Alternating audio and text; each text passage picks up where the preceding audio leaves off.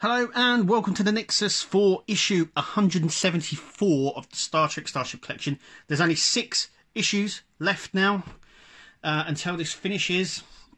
Though, you know, with Eagle Moss, they'll obviously be bringing out lots more exclusives as well. This is Archer's Toy Shuttle. Now, I was a little bit on the fence about this one, I've got to admit. I weren't too sure. This was probably in the same category for me as Captain Proton's ship that they brought out. The less for that one, the better. I know some people like that, but I didn't really like that one. But this is Archer's toy ship. It's a shuttle toy, so it's a bit like a toy drone, really, that hovers. We saw it in the very first episode, and we see it later on in Enterprise as well, when Trip and T'Pel have a kid, or it's a clone of a kid or something. But when he passed away, but in that episode we see him flying Archer's toy ship. But this is it. Like I said, I was a bit on the fence with this. We'll have a look at the model in a minute, so let's take a look at the magazine. So yeah, it's a toy ship, anti-grav motor, which is what powers it. So like I said, it's like a future version of a drone, a remote-controlled drone. 22nd century. Now it's worth noting that this was probably based on an actual ship itself. Now, it doesn't really give that in. It gives that sort of impression in the book here.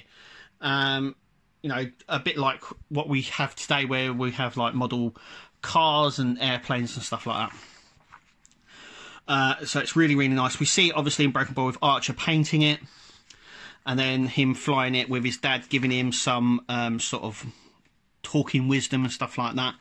And they do it on the beach, and you see it flying around here and stuff like that. Yeah, so it's got the cockpit there. It's like a better version of like the shuttle, the space shuttle, though it has warp nacelles and impulse engines as well. So this probably was in service, you know, after First Contact, not before. I know there's a bit. Not too many people know where it sort of sits slightly, whether it's before the Phoenix, but I think it's after. It's probably one of the very first sort of ships after the Phoenix, really, after the incident there. So we come on to here. So this is the this is how they've gone about the design process. So these are all the other designs. So you can see sort of the way that they were going. It's a really nice illustration there of what they wanted, and obviously the underneath as well, which is really nice, which had a second sort of wing under it, which is nice. This was a design for the anti-grav unit, which is like a little cylinder that sits in the top of the ship, which Archer sort of replaces. This was another concept design. I actually really like that. But yeah, you can sort of see that where they went, you know, it's got that sort of warp delta shape as well. The control and stuff like that.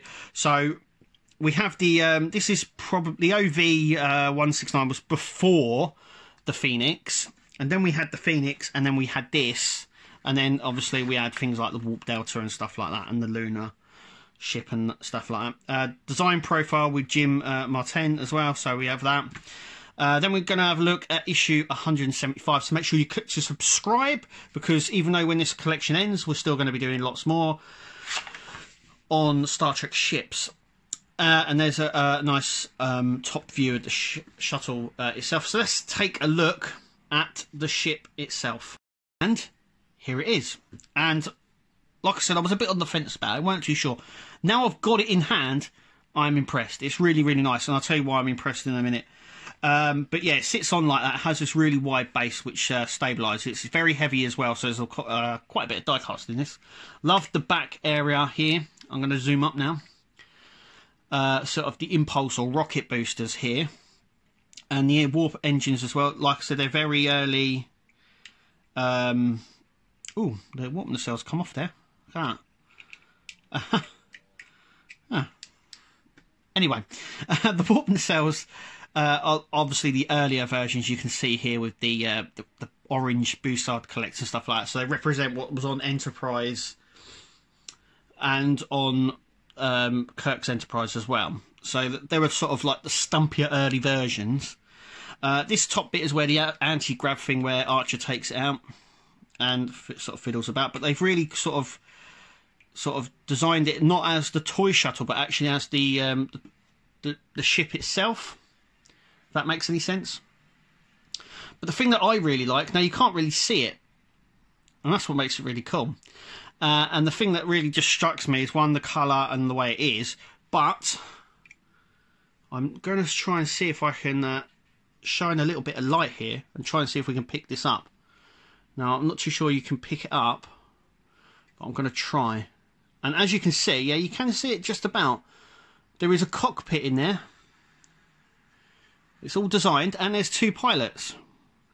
I'm going to see if I can get it really close and see if I can pick it up. There we go. And there's 2 little people in there. I think that is really cool. That is so much nice detail there that they've actually gone with. You can see the bulkhead there. You can see the 2 pilots. Obviously they're unpainted, but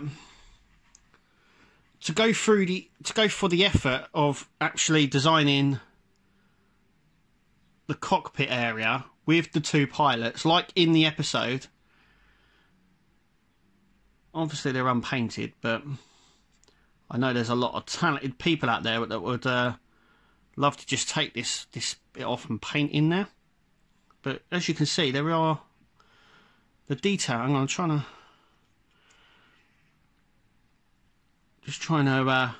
sort of try and get the best light on it, really. But yeah, you can really see that there are 2 pilots sitting in there, and the detail on that is really, really nice. But yeah, so this one's really grown on me, and I love that sort of detail on this. But yeah, even though, like I said, I was a bit unsure about it, I am actually quite happy that it's in there. And with the detail on this, it's really, really nice as well. They've got like a little hatch here. There's like a little tiny hatch just here, and the underneath as well, which I don't think we actually saw in any of the series. We saw the underneath, which makes it even cooler, which means that they've really gone all out. But to go all out with the cockpit and the pilots in there as well just makes that a little bit more special for me. But anyway, tell me what you think. I really like it. It's in the collection. Thank you for watching. Keep it the Nexus, and we'll see you at the next video.